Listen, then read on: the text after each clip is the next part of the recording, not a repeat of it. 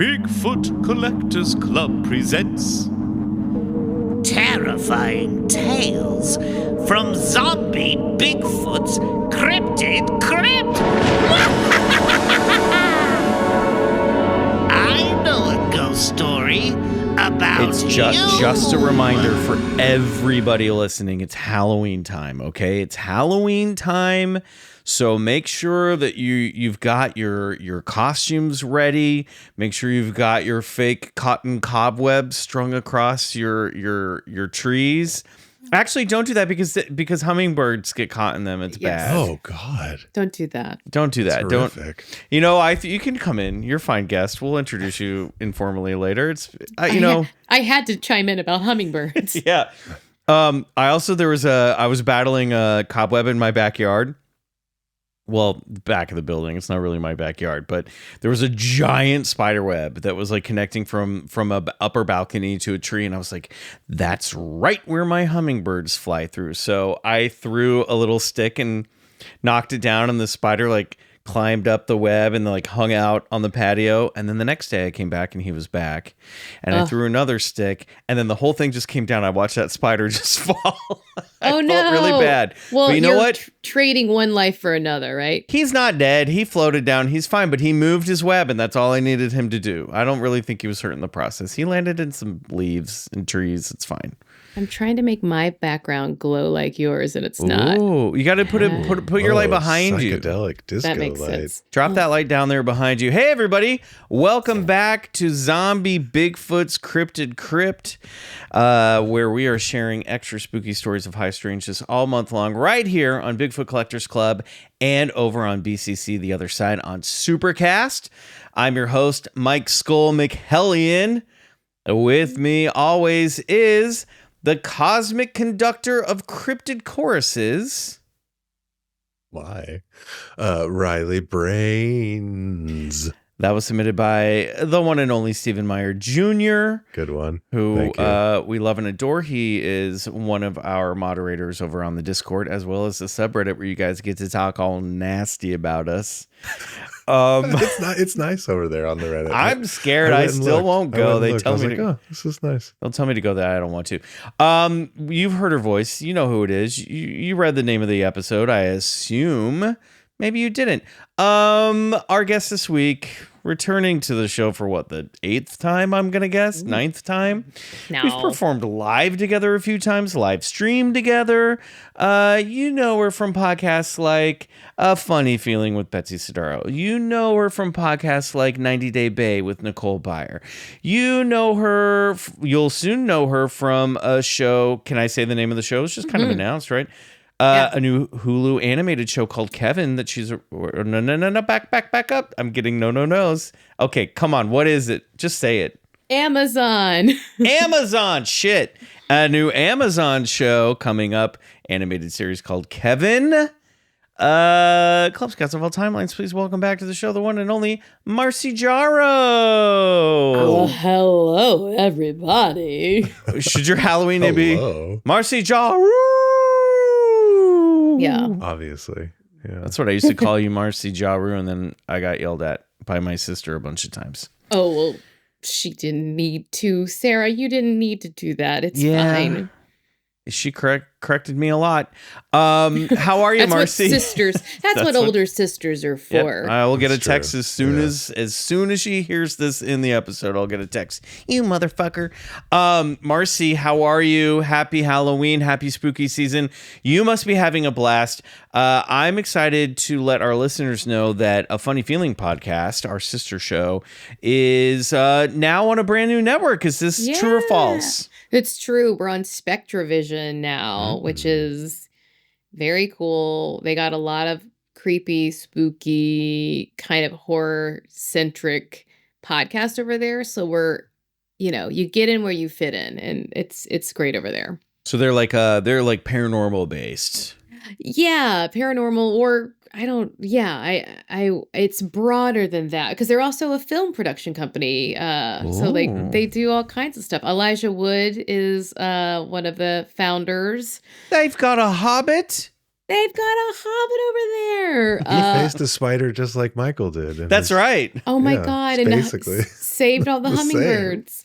Yeah. And we do video now. That's the big difference. Is that Cool. we have to Oh. be camera ready. Oh God. You know, none of us thought we were going to have to do this when we signed up for this 8 or 9 years ago, because we all thought, hey, this is great. We can just make a radio show. But now, hey, you can watch us on YouTube. How about that? And How get about that? exclusive video on the other side. Do you guys have a subscriber premium feed yet?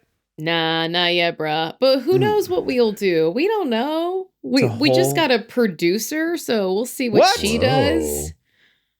We roped our producer into becoming a host. Yeah, I'd love to get one of those. Yeah, can we get a new producer, please? Let us know if you have one. It's hard doing both. It But, is- yes. very excited Yeah. over there. And then I've just concocted a birthday party podcast. You did? What do you mean? Well, so my birthday's in November 30th. I'm just gonna go ahead and plug it. It's not. Yeah.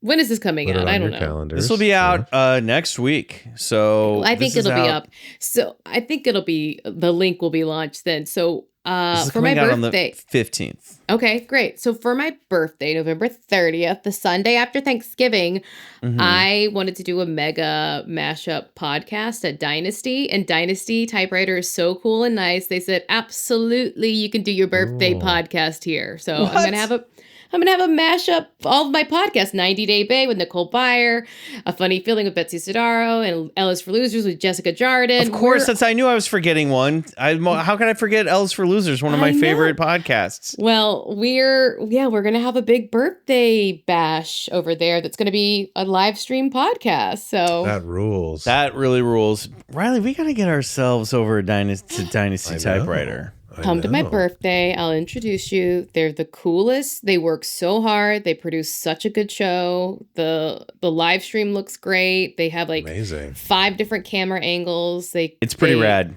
They're awesome, and they're I just came to cool. Marcy and Nicole's 90 Day Bay live taping, and it looked. The show itself was great. You guys were hilarious, and I was like right next to one of the cameras. It's like they're filming a TV show. It's pretty great. Yeah, they cut to the audience. They have a director up in the booth. They're just great, and it's live stream, but it's also available for 2 weeks after. So if you can't make it day of, it's still there to be seen.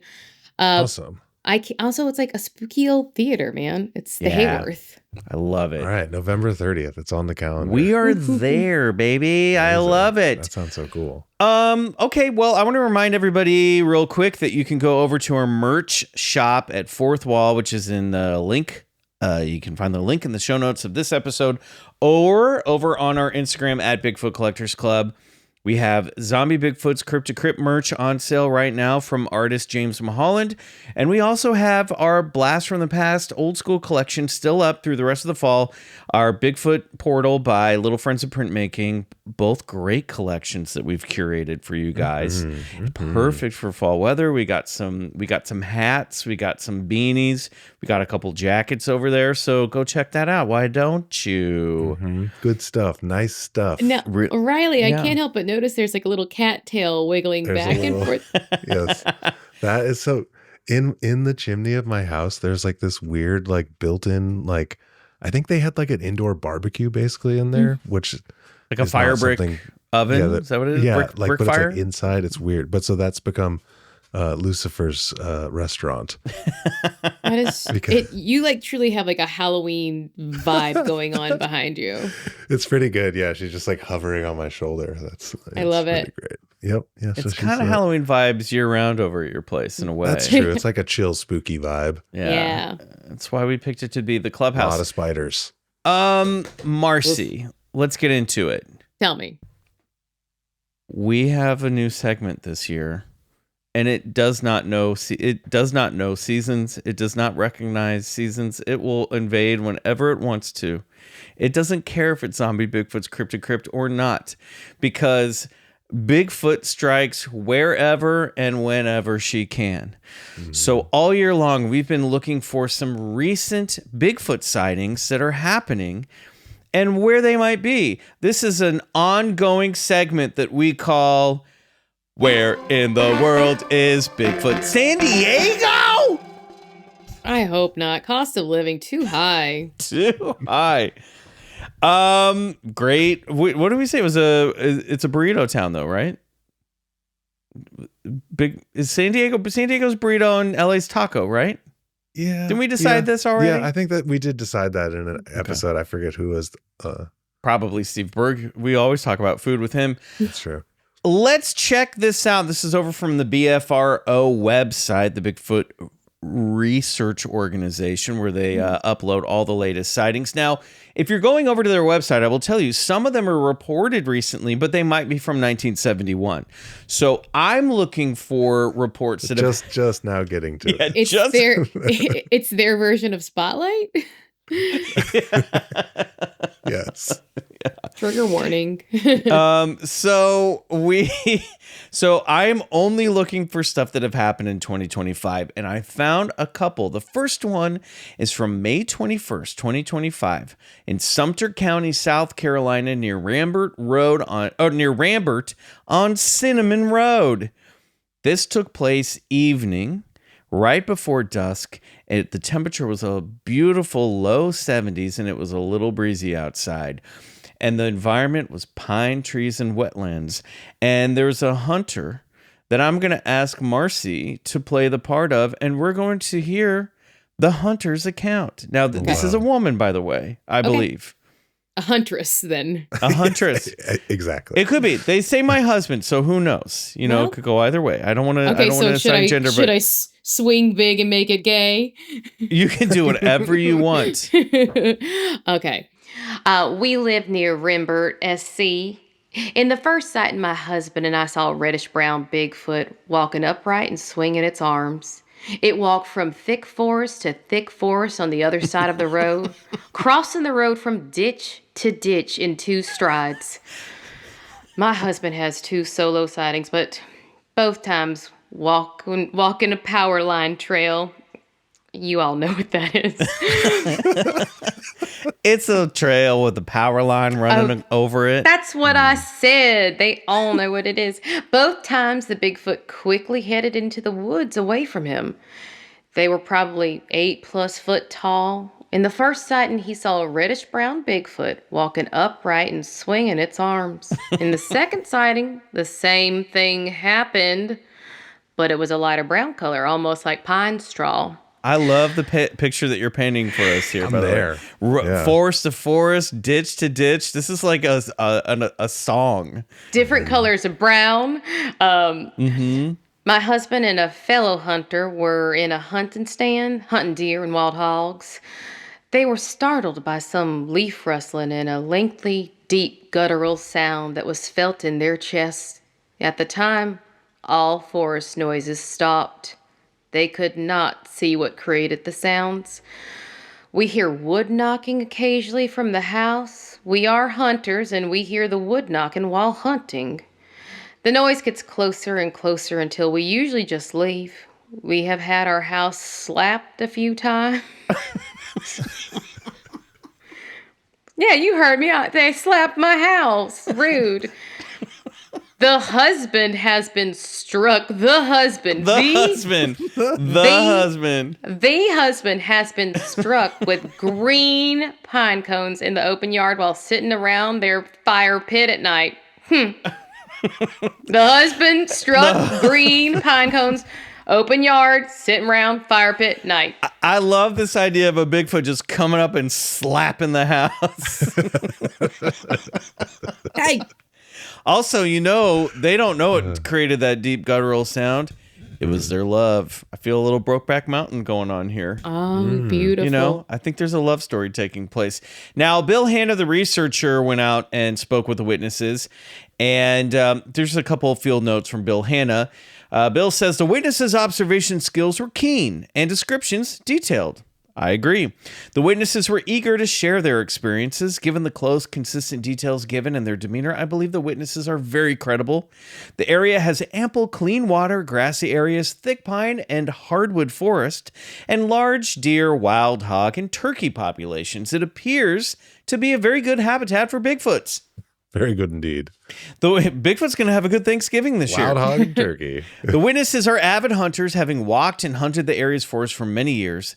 They're very familiar with the creatures and sounds of these forests. Their responses and descriptions were certain, specific, and detailed.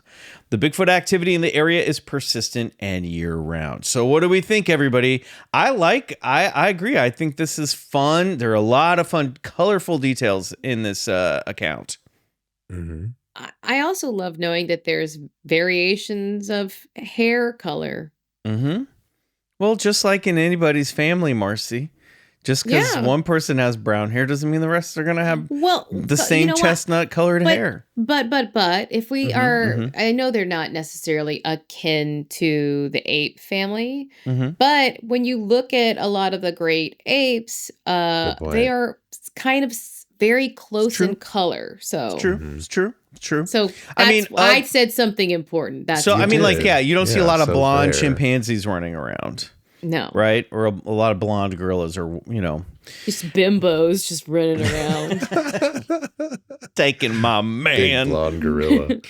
All right. Then just a week before that, on May 14th, 2025 in Jefferson County, Ohio, near the town of Empire on Highway 7, a truck driver had this encounter.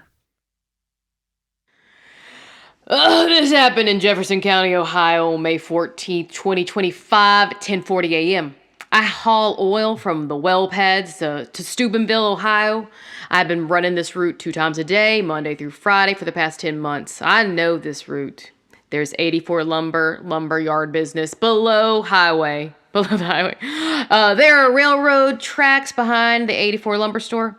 I was northbound on 7 crossing the bridge. I looked out the driver's window with an elevated view. Standing in the middle of the tracks was a very large Bigfoot with brown hair from head to toe, with black hair or muddy hair on its chest. The Bigfoot was looking up the hill. I called out on the CB radio to get someone else to look and confirm what I saw. I was driving 55, so 1.5 seconds is not a lot of time. The 2 things that stood out was it's totally brown hair except for the dark black on its chest. The other is the size of its shoulder caps on its arms. It was the size of a basketball. Damn. That's a big ass shoulder. Bigfoot's yoked. After getting my second load from the well pad, I arrived at Tidewater in Steubenville to unload in the rail cars. I was able to stand in the railroad tracks next to the oil rail cars. They were very large, and I was able to put my hand 8 feet up in the air next to the rail cars. This Bigfoot was taller. I'm 6'6", and I might put this Bigfoot no smaller than 9 feet tall. At first, I was thinking it was a dude in a suit or a hunting outfit, but no, couldn't be. Everything is green, and it was turkey season. You don't wear all brown and a long hair suit to hunt turkeys. What I saw that day is still in my mind. Were there any other witnesses, Mr. Truck Driver? Did you get that? Oh, no, the truck driver, sorry, he never got this line. I apologize. I'm going to put it Just in me. I tried to use my CB to get someone else to look down. Thank you. There you go. Coming in over the radio. Alex is like, just me. I tried to use my CB. Somebody look at this Bigfoot. I love that this Bigfoot had just the curliest chest hair. It's like a Burt Reynolds Bigfoot. Yeah. This was a hunky ass Bigfoot for sure. And I do love the little lesson in turkey season that we get in this, in this account as well. My 2 big takeaways from this are like that call over your CB radio is like the dream call. You're like driving your truck, and then all of a sudden he's like, breaker, this is Bigfoot down behind 84 lumber. I don't know why he's got that voice. You jackknife your truck trying to turn around and get a look at that Bigfoot. Exactly, yeah. Also, and then he's 6'6" too. He's a big fella. Yeah. That was what I was going to bring up too. I love that this guy was able to work into his story. Oh, by the way, I'm 6'6". I'm just tall man. Whatever. No, Oh for my reference. God. Is that why he was like, I couldn't tell you how big the shoulders were, but I guess about a basketball. Because, I played basketball, I played basketball in high school and college a little bit. So I'm 6'6", so, I think the takeaway for me is that this guy's been running the same route 2 times a day for 10 months. That's commitment. That's hard work. Yeah. You know, the field researcher James Thompson said from what he could tell, he could see, the chest area seemed to be very dark or black. Its height was about 4 feet taller than the sign, placing the creature to be more than 10 feet tall. Whoa. The body was very thick, with the legs being extremely muscular. What stood out was the size of its bicep shoulder area, very bulging like a large ball. Now, James Thompson did go out to the site, and he looked out at he went to the location where this creature was. And I guess the truck driver came with him, and he was like, "You look really tiny down there." So he was like, "Whatever I saw was much bigger." Wow. He goes on to say, "I sat down with the witness recently because we couldn't schedule a time sooner. His story did not falter from the report and our earlier conversations. I was able to update him on what I found on the ground that day. I found him to be a very credible witness. His is not the first report of a Bigfoot standing near Route 7 near the Ohio River." So I'm just going to say, if you're from Jefferson County, Ohio, and you happen to live by the 84 lumber store, keep your eyes peeled out there. Yeah. You might see a Bigfoot. I believe him. Looking up a hill, looking for some house to slap. Also, you don't wear all brown and a long hair suit to hunt turkeys. And if you are, stop it. Don't do that. Don't do that. It's turkey season. Sage advice. All right, we're going to take a break. When we come back, we're going to have some more fun with Marcy Jarreau.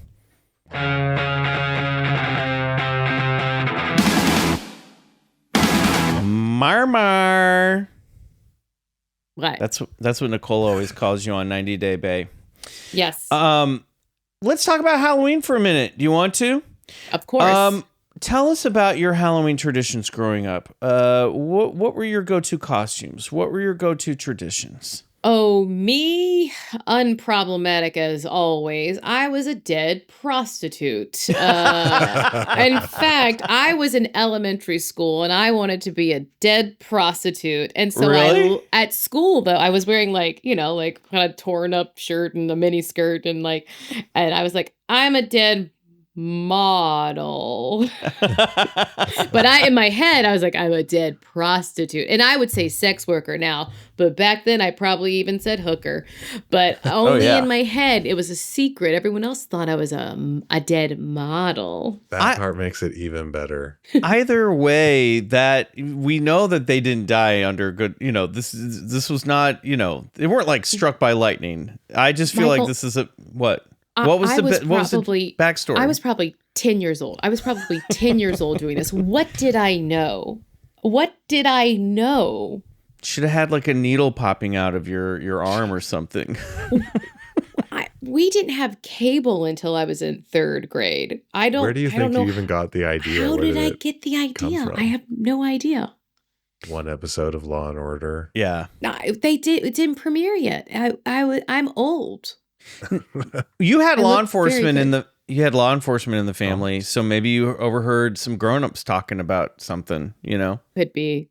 Very disturbing to think of, though, that I would have known that. But also, look, I saw movies. I remember being pretty young watching April Fool's Day, which is a horror film. I've never seen April Fool's Day. Pretty good. Slasher? Slutty. They slash slutty people. Classic. Yeah. But that's the formula. Yeah. I famously don't like the way Halloween smells, so I had a hard time with it. Wait, what do you mean? Like the smell of rubber masks or that cheap Halloween makeup that you would get at the grocery store, those crayons that you would draw on your face. I don't like the way it smells. The plastic and everything just stinks.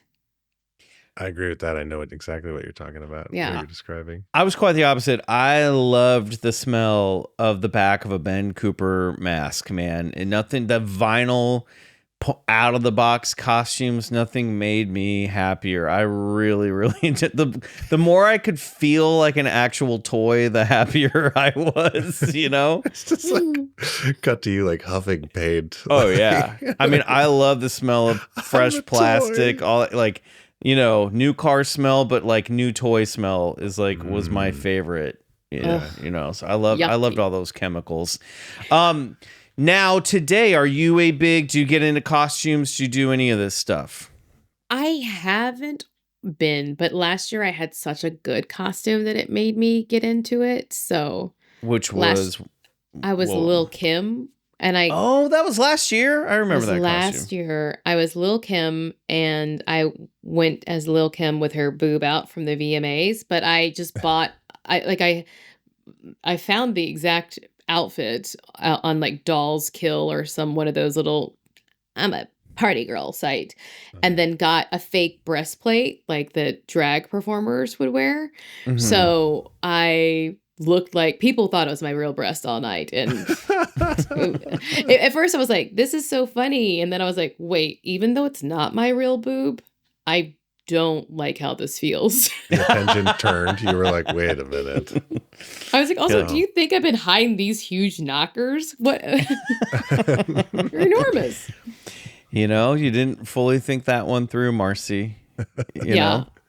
So, but I'm trying to get into wearing costumes as much as I can reuse my fake breastplate. So I'll take pictures. How can I show these tits off more? Because it's not a cheap costume piece. Right. No. You got to get some mileage now. Yeah. You brought them back for the 90-day Bay show as well. So there's a recurring theme happening. Why didn't you just go as one big boob this year? Just a big old.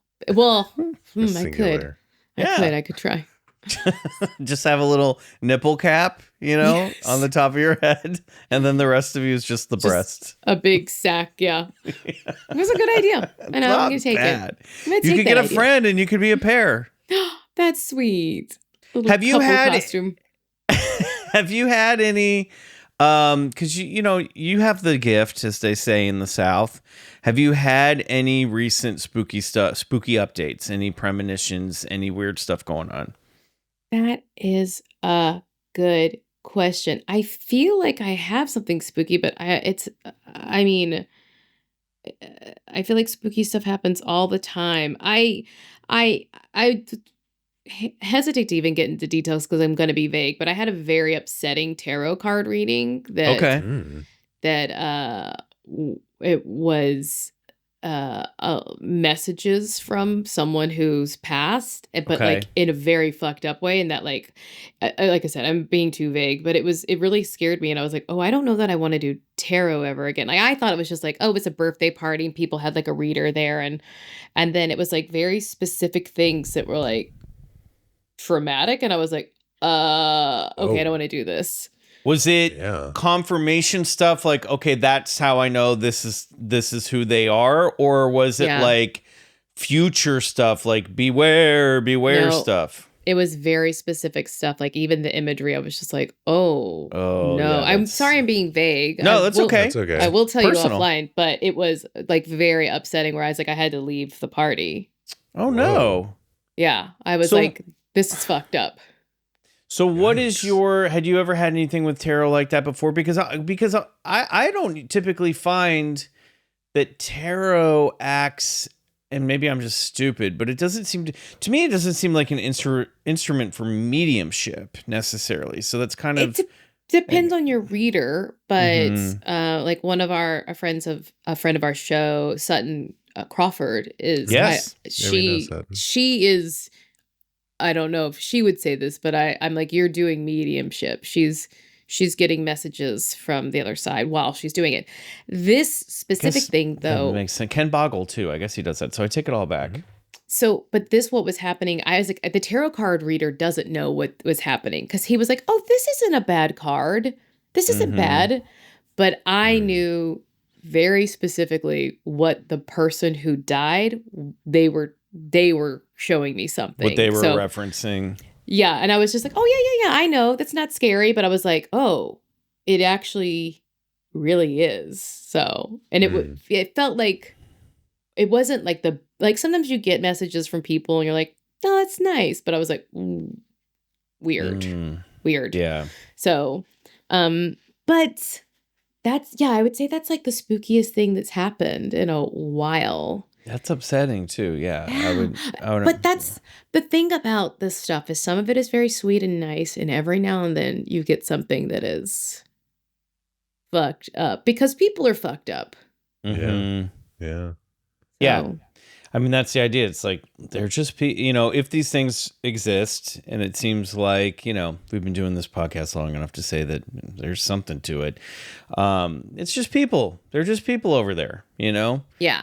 So, yeah. I think like what terrifies you, and if you don't want to go into this specifically, that's fine. This instance specifically, but what's the scary thing in that situation? Is it that there's communication from the other side, or is it the context that's frightening? I think it was just, I would say for that, it was just like, oh, this person's like trying to like mess with me a little bit. Mm-hmm. This person who's passed. Mm-hmm. So like it was like that kind of like, and I had just been talking about them like 30 minutes earlier. So I was like, oh, he heard me loud and clear. Yeah.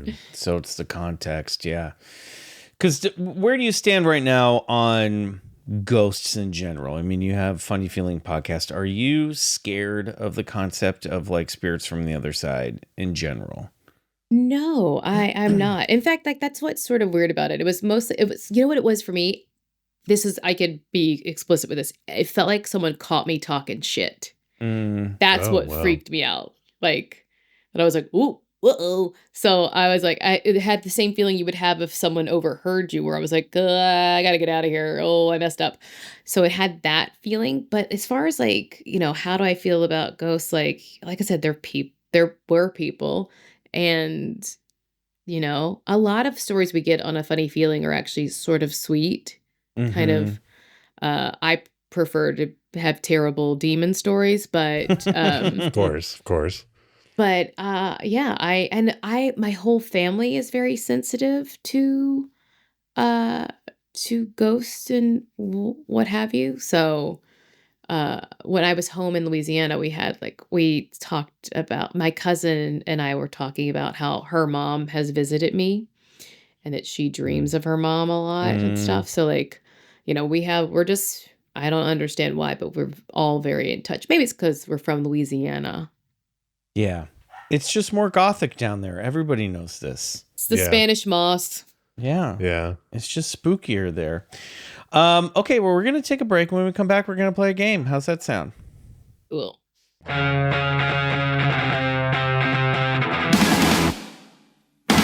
Okay, Marcy, there's a game that we like to play on the show where I go down a list of phenomena rapid fire style. Now, it's not exactly the game that you've played before, similar concept, but this time, if you are open to something and you like it, you're going to say treat. If you're not open to it and you think someone's trying to fool you, you're going to say trick. This is a game that for Zombie Bigfoot's Crypt to Crypt month here on BCC, we are calling Trick or Treat. Marcy Jarreau, on your mark, get set, ghosts. Treat. Bigfoot. Treat. UFOs. Trick. Mothman. Wait, trick just means I don't like it, right?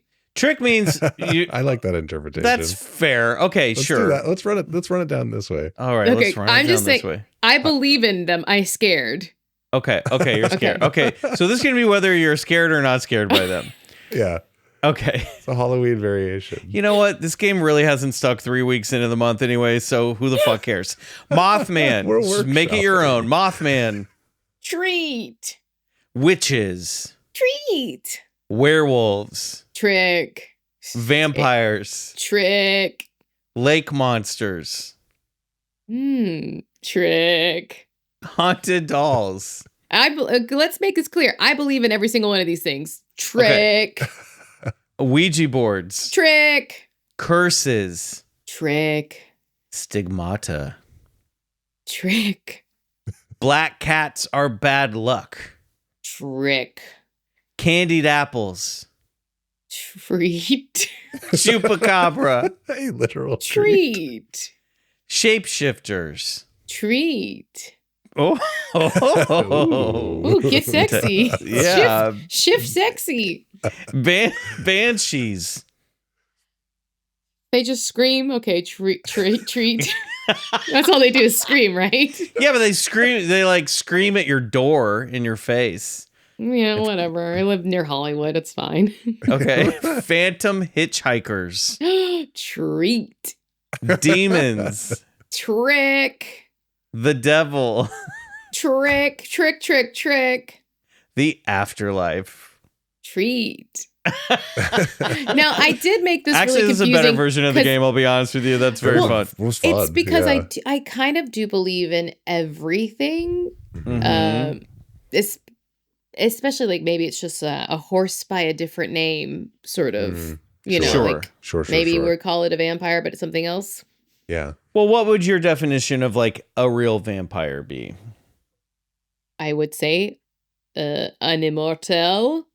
Oh, you're going Uh, classic. You're not, because some people are like, well, energy vampires, sure. You know, somebody who sucks the energy out of you, whether they intend to or not. Oh, But honey, we all know those people. I actually do have someone in my life who I've watched it over the years. I do believe they're an energy vampire, that they like to. I love that your episode is half of a like blind item on page 6. Also, please be aware that like I'm tri-coastal at this point. With, Okay, right. you It know. could be anybody. Could be anybody. Yeah. But this person is very negative, and so they like to complain a lot, and that's how they kind of suck the energy. They take fun. Mm-hmm. But then something interesting has happened where, especially because like the earlier this year was so hard on, I think everyone felt very like, you know, it was a tough start for California people, right? For sure. And people were very upset and sad. And I was like, I've never seen her so happy. Oh my god. Never seen her so happy. Oh boy. I was like, Just she's feeding on that misery. actually feeding on it. And I don't think this person knows. They have no clue that they're doing it. Sure. Of course. Did Yeah. they look? Do you feel like they looked better? Were they like? Did they have a rosy glow about them? Michael literally dancing and humming to themselves. And this is one of the most depressed Eeyore people. Like, Oh wow! just like, That I don't is know why I'm in such a wild. good mood. I don't know either. Because the world's falling apart. Weird.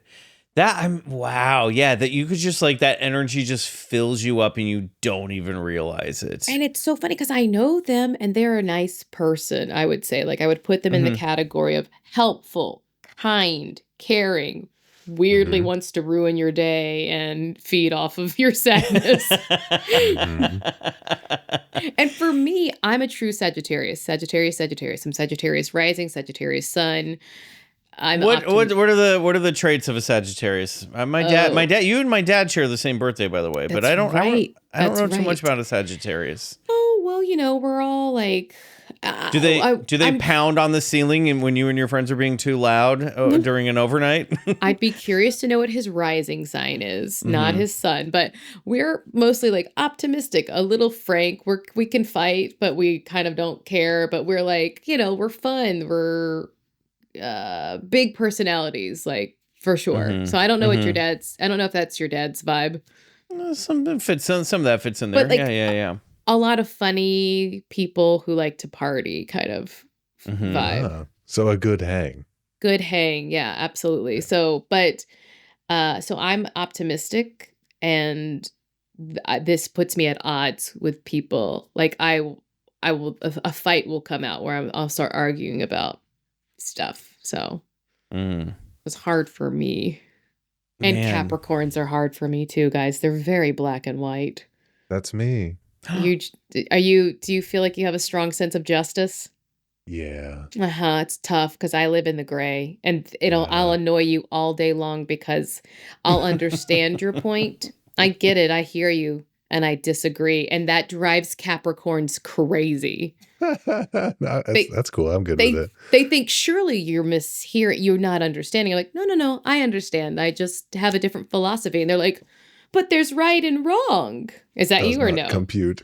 No, I think that, you know, like there's sort of a black and white too, like the theoretical and the ideal, but the practice of things in reality is often pretty gray. Mm-hmm. What's your moon? I'm so curious what your moon sign is now. You guys got to do your birth charts. I have no idea. Sorry. I got my birth chart.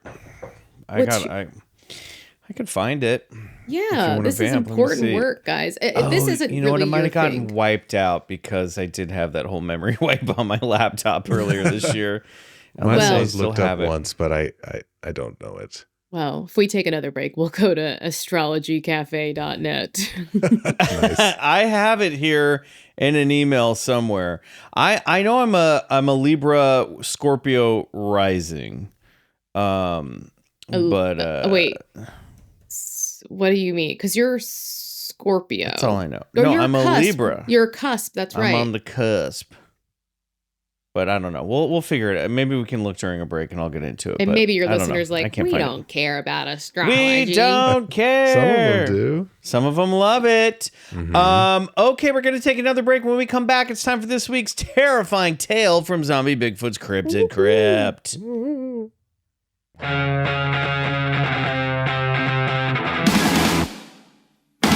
So I think my moon is in Gemini. Michael, are we recording now? Is this part of the show? Okay, Yeah, we're back. We're back. Okay, we're back. I found my chart. I believe my moon is in Gemini. Mine is 2. Wow, what does that mean? Well, it means that there's, and don't misunderstand when I say duplicity. There's another side to us. And your moon is usually your inner state, your emotions and stuff. Oh, and yeah. so there is an ability to be 2 different things at once. And that can be hard for people to understand who are close to us. I think that's why Heidi said I had a very private side. Yeah, Maybe. I have a very emotional side that people don't often read what my emotions are. Like I can be surprising to people. Interesting. But Aries, But y'all like to fight. That's your moon. My moon is closer to the thing that's like the. Apparently, It yeah. looks like I'm not a fighter. Roman numeral 2. I don't know because you're looking at Okay. a chart. I normally look at the ones that just say it in words. But I will Got say it. this is I was hoping for that too. This Say is it in this words. is very deep over my head. You know what? It's nice when we just say things in words. there's a quote that might be falsely attributed to J.P. Morgan, but it says millionaires don't use astrology, billionaires do. Yeah. it's You know who true. said that? That was from the Social Club, the Social Network Social Club. network. Well, everyone, we're going to keep our gaze towards the stars. Now, we've spent the past couple weeks exploring some more traditional Halloween icons with the Wolfman and vampires, respectively, but terrifying tales aren't exclusive to Earth-based horrors. Over the years, we've examined a number of UFO cases, but I think there are few as terrifying as what took place on September 1st, 1969 in Great Barrington, Massachusetts. Marcy, can you think of any UFO cases that just off the top of your dome scare you the most? I mean, You don't have to have a right answer for this, the but like guy who Love and Saucers, you know that movie, Love and Oh. Saucers, where he had been yeah. abducted, he said thousands of times. Oh boy. Oh, it's a crazy documentary. I don't think I've seen it. If I I think I've have, seen it's been that. a long time. And he's an artist, so he like paints. Oh, his this is we've talked about yeah, this. David. What's his face? Yeah. Yeah, That's why. That the idea that so much of your life could be taken without your permission is really scary. Scary, yeah. David Huggins is the name of the artist. Yes, we've talked about this ages ago on the show. Yeah. Little Bigfoot, alien lady who was taking him. You know, all that stuff. She had like long. She was like an alien gray with like long black hair. And Super maybe he creepy was like stuff. siring like Mhm. alien hybrids. Yep. No. Hybrid stuff, not fun. No hybrids. No hybrids, please. The UFO incident in question, this one, feels to me under-examined, despite it being featured on Netflix's reboot of Unsolved Mysteries back in 2019. With multiple corroborating eyewitnesses, many of whom are still alive 55 years later and can recall their experience like it was yesterday. If even one of these stories is true, it's enough to send a chill down your spine. But if the whole thing is true, well, then we need to toss what we know about reality into the grave. Lock the doors and turn down the lights, dear Club Scouts. It's time for this week's terrifying tale from Zombie Bigfoot's Cryptid Crypt, the Berkshire UFO Abductions.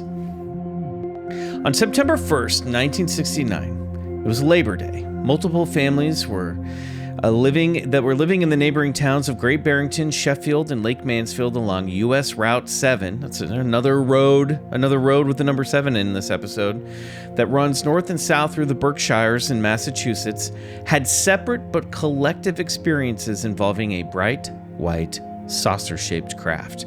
Now, for those of you who may not know, and for boys like me who grew up in Kansas, the Berkshires is a rural region in the mountains of western Massachusetts, dotted with villages and towns. So on the evening of September 1st, it was hot. The day had been a scorcher, close to 100 degrees. So families were trying to cool down after a day of Labor Day festivities. And one of those families had just gotten ice cream near Lake Mansfield. Melanie Kirchdorfer, last name Bauman at the time, was 14 years old, riding in the car with her mom, dad, and sister. Melanie's dad had just pulled the family car over to a safe spot so the family could enjoy their ice cream cones right by the lake, when suddenly, off to the right, a large white light illuminated their car, and a saucer-shaped craft about the size of a football field appeared over the lake. Melanie was terrified. This brilliant bright aura came round. I get goosebumps thinking about it. Oh, and he looked up and said, "Holy shit."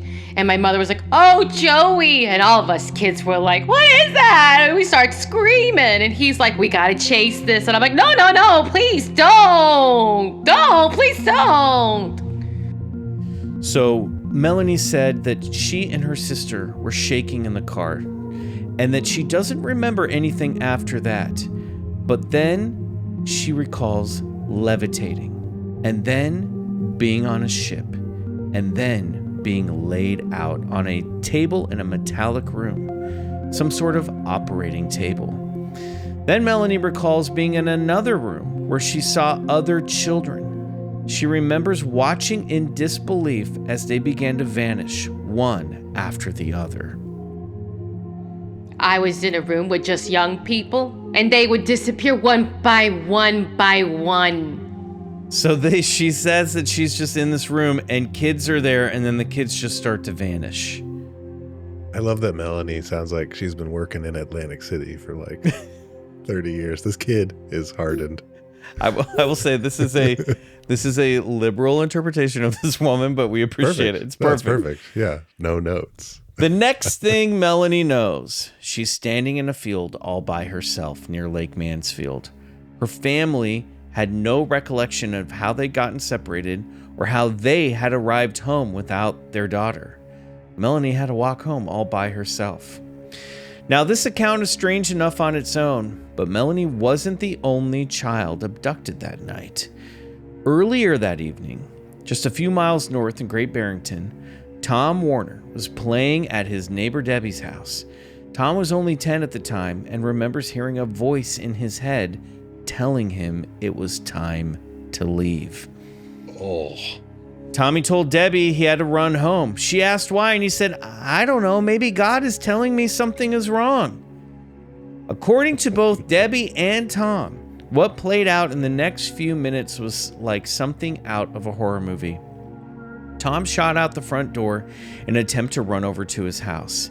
And suddenly, and this is according to Debbie, Tom and Tom's brother, who was outside at the time, Tom was blasted with a beam of light that held him in place. Tom claims that all the sounds of the evening, crickets, birds, suddenly went quiet. This is a phenomenon that we've come to know as the Oz factor, Marcy. It felt like he was flying. Debbie said she watched from the window as Tom was just stuck running in place.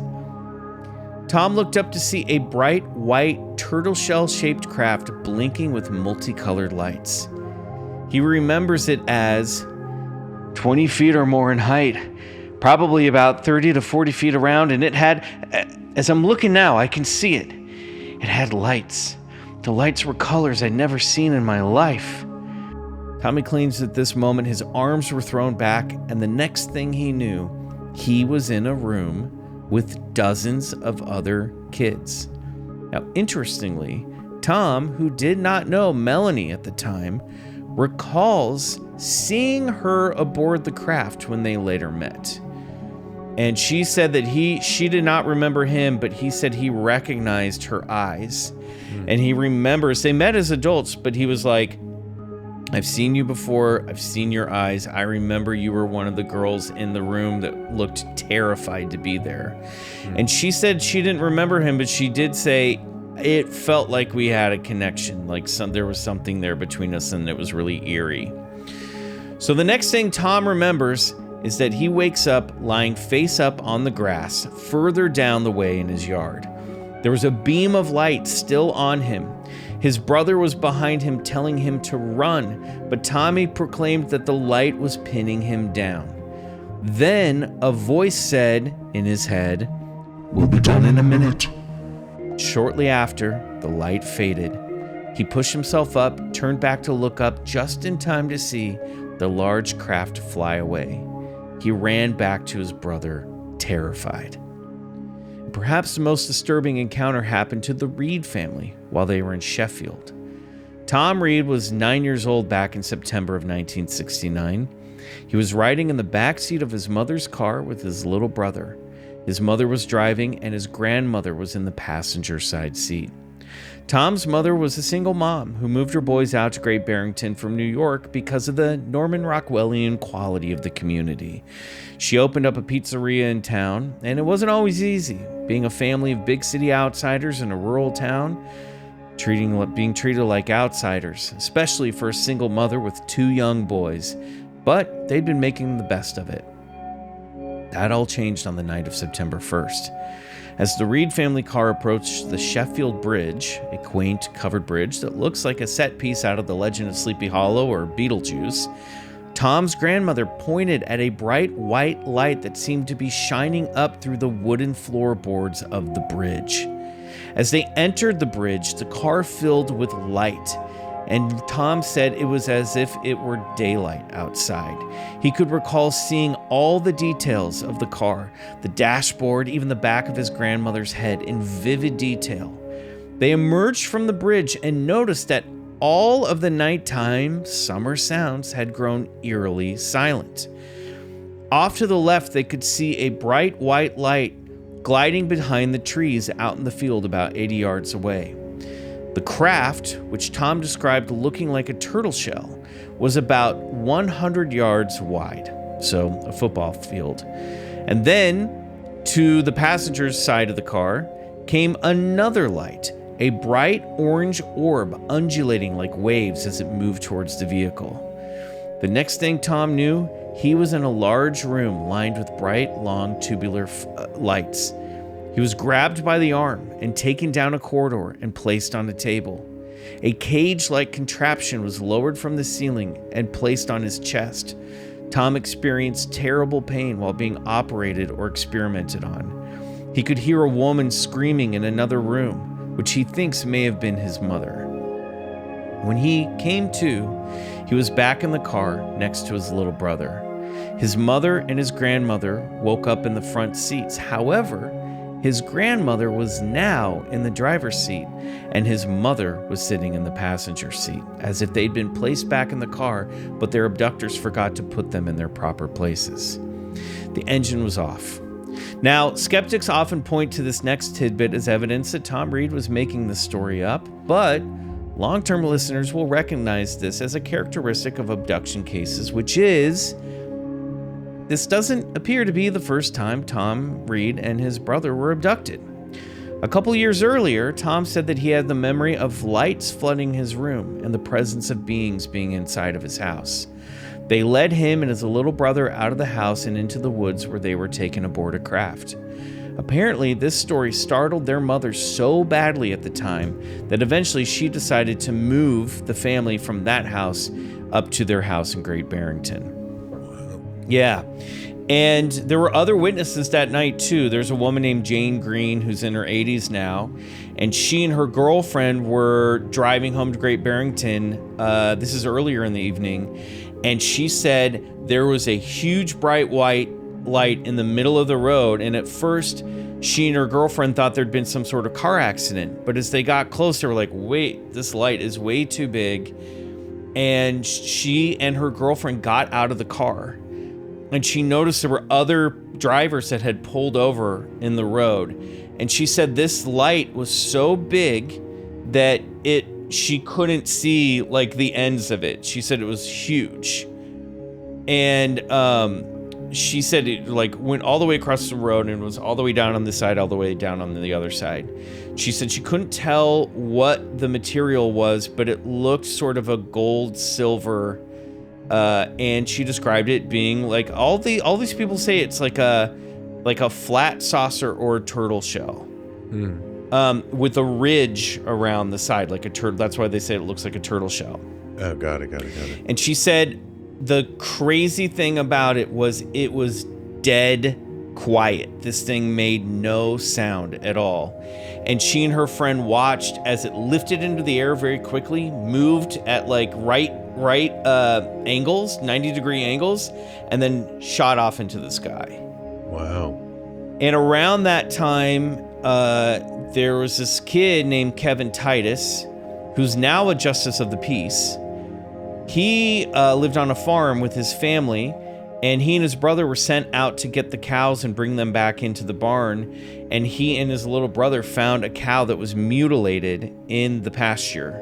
Its stomach was completely cut open, and he said there was no blood anywhere.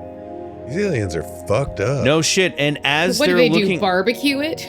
I guess, as they're looking at this cow, they look out over the ridge, and there's a bright white UFO floating in the sky.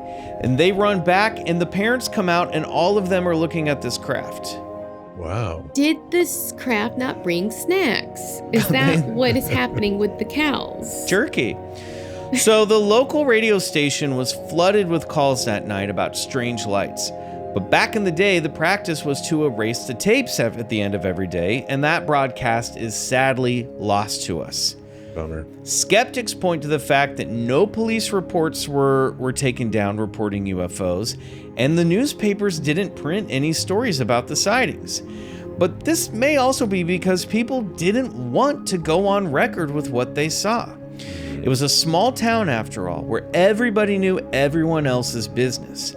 And Tom Reed said that his family got harassed so badly about their flying saucer story that his mother eventually shut down the restaurant and moved the family back to New York. He said locals would drive their trucks on her car and like try to run her off the road. Why? Like everyone What's the point? I know everyone was like freaked out about this whole thing, and they were treating people who talked about it like they were crazy. And even Melanie, she said that her parents never wanted to talk about it again. She said they locked her in the basement at a certain point until she agreed to like not talk about this anymore. That's bad. Yeah, bad stuff. A lot of trauma involved with this story. Yeah. Jane Green, the woman who saw the craft with her girlfriend, she said that she's actually featured in the Netflix documentary, and she said that she didn't find out until she was contacted from the producers for Unsolved Mysteries, that she called her son and she's like, hey, so this is interesting. I got a call. They're going to make a documentary in our town about the UFO stuff. And he goes, you know, Mom, I never told you, but that night he and her other son were out in the yard and they saw a craft fly overhead, and they went in and told their grandmother, and the grandmother said, "Do not tell your mother this. When she gets home, you'll get in trouble." And so the boys never told their mom, and she was like, "I saw it with my girlfriend that night too," and she said, "I didn't want to tell the boys because I didn't want to scare them." So all these people were just like not talking about it apparently. This is why I tell everyone every thought I've ever had. Safe, smart. In the years Good since, policy. Great Barrington has seemed to embrace the story. Kevin Titus, the judge who found the dead cow when he was a boy, entered this account into official historical record, making it the first and only, quote, historically true UFO case. For a few years, there was even a UFO monument built in the park in Great Barrington, a project that was donated by the Ancient Alien producers at the History Channel. And on that plaque, the inscription read, "Welcome to the site of the first UFO incident officially inducted into the U.S. as historically true." However, the granite plaque has since been removed over a land ownership dispute between the city and the people who want the plaque up in the park. Of course. Apparently, the park is on privately owned land that's only leased to the city, and the landowner was like, "I don't want this on my property." So there's been It's demonic. there's like a whole, this has all been happening since like 2023. There's we like just want to have a fun plaque, I guys. know. Come on, it's You just know- a fun plaque at the park. I know someone, again, I do paranormal podcasts. I've met a lot of strange people, right? Yep. Not that this is a strange person, but I know someone who's had more than one experience with Mhm. possible alien or UFO stuff, and they don't want to talk about it because they feel like that will make it happen again. They have like Yeah. a superstition that if they do speak about it. So I could see maybe not wanting a plaque because you're like, I don't want this to come back. I don't want a marker for them of where, Yeah. like, yeah, Okay. Yeah. Okay. fair enough. I see it. I see it. Well, Tom Reed doesn't need a plaque. He firmly believes that he and his family experienced something out of this world, possibly under the watch of the U.S. government itself. He recalls being with both humans and ant-like entities in the giant warehouse-sized location that he was in. This guy, I mean, he's very convincing when you hear him talk. I've watched multiple interviews with him now, but it's funny because it does seem he's gotten a little defensive and doesn't want to call it an alien abduction, even though he says there were aliens involved, because I think he's been getting like harassed as being like, "Oh, will the aliens probe you?" You know, like he's like, "I don't want to talk, like we need to set all that like stuff aside. Like what I experienced was like not your typical hacky alien abduction." You know, I'm speculating here because he's really interesting the way that he talks about it, because he then says, "We know what we saw. It was not local. It was definitely off-world, and it affected my whole family, and there's been a lot of post-traumatic stress." But he thinks, he basically, if you hear him talk, he thinks humans took them out of their car and then brought them to a place, either aboard the craft or the craft took them to another place, and that there were humans and aliens working in conjunction at the place that they were taken to. And they had, that family, I failed to mention this, had a full 3 hours missing when they woke up. So they can't account for 3 hours. Tommy Warner, the kid frozen in his yard, he was only gone for 7 minutes. And the kids, his brother and the other girl, say that he literally disappeared and then he reappeared 7 minutes later on the ground. It's crazy. Relative time. You know what it's making me think, though? It's making me think that there's a middle ground between aliens and people, and that's that, you know, the theories that these gray alien-esque things or whatever, that they're just humans that like left. There's time travel. They've evolved. They're from right? the future. Sure, yeah, I love that one. From the Yeah. future. What makes us think that they couldn't be working with the government now? What makes us think that there couldn't also be communication, even if it is Yeah. future? Like there, Mhm. it would, I could totally see that as a possibility that he's right. It's not just like aliens. It's like, no, this is a I immediately was a government stuff. Yeah, and I like guess a time looping scenario to ensure that they end up existing. So they have to like come back and do certain stuff or whatever. And once you break the like laws of time, you can be everywhere at once, right? Doesn't it feel You're like... not going to look at reality in a linear way at all anymore. And they could be androids sent from the future to multiple places at once in the timeline to do something instantaneously that we don't know about because we're on a linear path. You know what I mean? Just had a really horrifying thought because it's just now. Don't worry, guys. I'm already on medication, but the world has been so progressively weird. Like just like I think there could be a way. Oh, I'm just going to put out a theory. Mm-hmm. Theory. I've never thought of it until this moment. So whatever. That when the world shut down in 2020, that left a lot of opportunity for things to happen, for things to come and go. And even though like we were getting a lot of information about UFOs or UAPs, and that like we were getting fed this information, but what if it's sort of a distraction while something else bigger was happening that we weren't seeing? And then something is wrong with our timelines right now. And I could see this being a huge mess up. Like something's not right. That doesn't feel like the world we used to live in. Maybe it's just like our eyes weren't open to it, but something feels incorrect too. Well, everyone says it's that Hadron Collider opening up black holes and branching off too many timelines. Hadron Collider, what are you doing? Go to bed. Put it back. Well, let's hear Melanie's final words about what happened on September 1st, 1969 in the Berkshires. Something weird happened here, and we were a part of it. And that is the Berkshires UFO Abductions. And now I understand why that 10-year-old kid sounds like that. She's been through She quite a bit. She says that she can't even ever since she was taken, she's like, electronics acts crazy around me. My husband will not let me in his office. Computers go on the fritz. She's like, I affect technology in like a weird way.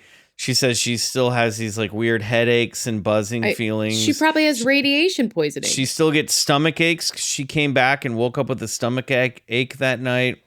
So there's these people of like this they really went through it. I think it's so much scarier than ghosts. Yeah. Oh, yeah. Because ghosts, you're like, they can't actually really do anything. Maybe they'll fling a bowl across the kitchen or something. This is like taking you and aboard a ship and putting you on a scary table and doing God knows what. Kidnapping, yeah. Yeah. What do you think, Riley? I don't, like, let's say these are future dimension hopping time people or whatever, then why the scary table and the like screaming and the... Well... the pure horror of it all? You could ask my dog Violet the same question about when I bring her to the vet. I mean, she might as well be abducted by aliens. I had to take her to the ER last week. Don't worry, everybody. We're on it. So you're saying perhaps it's not sinister at all. I don't think I don't think it's necessarily sinister, but I think that they're like, we can't even explain to them what's going on. You know what I mean? Like, they basically say the same thing to us, that we tell our dogs when we take them to the vet, which is like, it's going to be over. You're going to be okay. Like, there's so many stories of like, this will be over soon.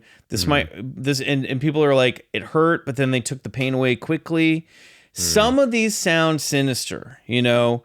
I agree. I mean, the whole experience would be sinister, but like animals are tagged in the wild all the time and then let go. So maybe just a bag 'em tag 'em kind of situation. I think it might be. I think that there's probably something to the human alien hybrid thing. I think they're collecting and testing DNA samples, and then they're making stuff. They're making stuff. If they're starting to look like little gray things, they're like, we need to up the gene pool a little bit. We got to get we got to get back to our base. We got to get hot again. The more I think about it, the more I think that the grays themselves are just like, I think they're like a biological android construct. I don't think that they're actual. I think they're manufactured. I don't think that they're Wetware. They're wetware. Yeah. Ew. Yeah. Yeah, it's a terrible Pretty gross. term. Yeah. But I don't know, Riley. I mean, that's the thing, like what's the point? But I think the closest thing to compare it to is like how we study animals. I think they're just scientists, and they're kind of cold, I mean, a toddler going to the hospital would have a Yes. very similar memory of it too, right? Yeah. Babies, yeah. like little kids getting their shots, that is terrifying, and you have no control. So I think it's got to be something like that, whatever it is. And then maybe they've taken some of them and then brought them back with them, and maybe some people are like are like fun. Maybe they have like their version of chimp crazy on their planet, where there's like a documentary about the alien gray who just like brings too many humans back to their house, and now the humans are like biting their faces off. And I mean, we can't know that's not the case. We They're can't know it's not. And they're all from the Soul Asylum music video, Runaway Train. Exactly. Yes. They rounded them up one by one. Yeah. I don't know. Marcy, any final thoughts on UFO abductions? I don't want it. I agree with you. Pass. Leave me be. That's a hard pass for me too. Marcy Jarreau, thank you so much for joining us. Where can people find you? Where can people find A Funny Feeling? Where can they find A 90 Day Bay? And where can they find Ella's for Losers? I mean, 90 Day Bay and Ella's for Losers are both on Patreon. And you can find A Funny Feeling wherever you find your podcast, and video on Spotify. We're working with those dogs. And then, I'm around. I mean, I'm barely on Instagram, but it's Marcy Lane too, I guess, if you wanted to find my link tree. So there, find me. Okay. And November 30th, if you're in LA, come on say down to happy Dynasty birthday. Typewriter. Yeah. Keep an eye peeled for tickets soon. So you might want to go over to that link tree and just keep an eye on things so you can be invited to Marcy's party. If you're not there, you could stream it, baby. That's true. I forget about the streaming. Marcy, we love you. You're our I love sister you from another guys. mister. Very excited. By the way, I do have to say, I've been, I listen to the show, and I really think you guys have been on fire lately. Like, A Funny Feeling has been really, really good. I think it's in like another era right now, Thank you. Thank you so much. If you guys have never listened, I don't know what you're doing. If you haven't listened in a while, get back to it because they're making a great podcast over there, okay? Thank you guys so much. You're welcome. Thank you. Bye-bye. Bye. Bye. Bye-bye. What's that behind you? Me? What is that behind you? Where? Towels or No. bow? Between the door. There was something just appeared in the doorway. Is it a shadow? Is it a box? I think a Bigfoot just came by and slapped your house.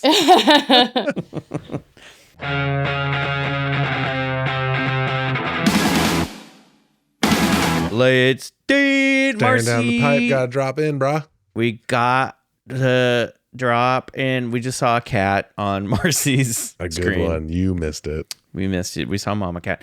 Riley, anything to plug this week in Collector's Corner? Anything you're into? Yeah, actually, you've been in your little workshop, haven't you? I have been deep in my workshop, and I have launched peacedrone.net, and that now hosts two projects. The first one is it's wind chimes. It turns your web browser into beautiful wind chimes that you can control, and you can set the key, and you can set all these different scales and how windy it is and the tone and all of that. And it's a really interesting project.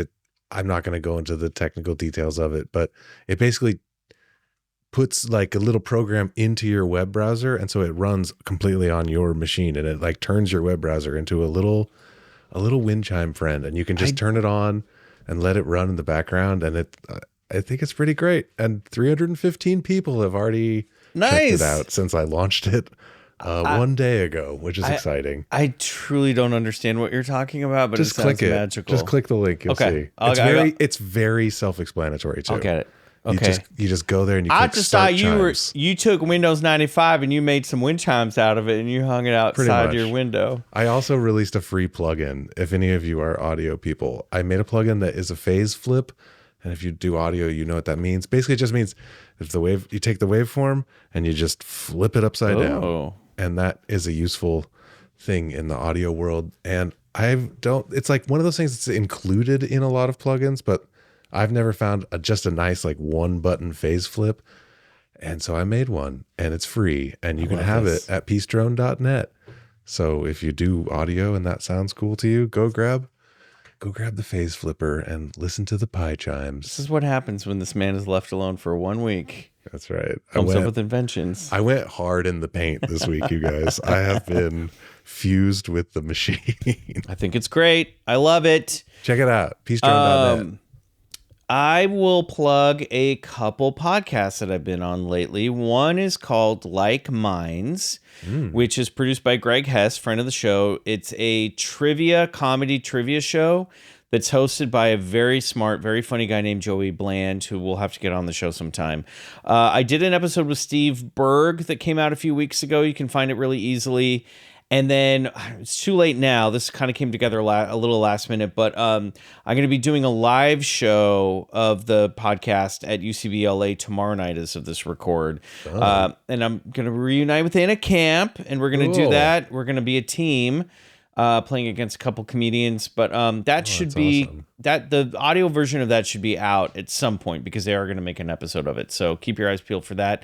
And then I've done a bunch of podcasts. I did a Dale Levine's podcast lately, House Medium. So shout out for that.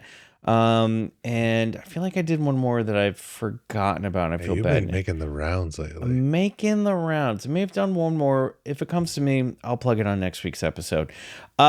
Speaking of episodes of podcasts, if you want more BCC and would like to listen ad-free, join us over at BCC Clubhouse at bcc.supercast.com. Mm-hmm. You can sign up. You can get 3 bonus episodes every month. On BCC The Other Side, you can get those ad-free episodes and monthly music releases from Riley over on our Cosmic Tracks channel. Find the link to that in our show notes and on our Instagram bio at Bigfoot Collectors Club. If we don't see you over there, we'll see you next Wednesday. Until then, good night. And go get regressed. Well, that's what was supposed to be my wind chimes. And I just went... I'll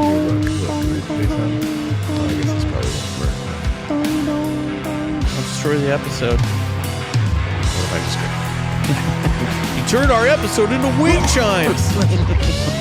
Bigfoot Collectors Club is executive produced by Riley Bray and Michael McMillian, and engineered and edited by Riley Bray. Our theme song is Come Alone by Suneaters, courtesy of Lotuspool Records. For ad-free listening and bonus episodes every month, join BCC Clubhouse on bcc.supercast.com. Want to see us? Watch video episodes and exclusive content on youtube.com/@BigfootCollectorsClub.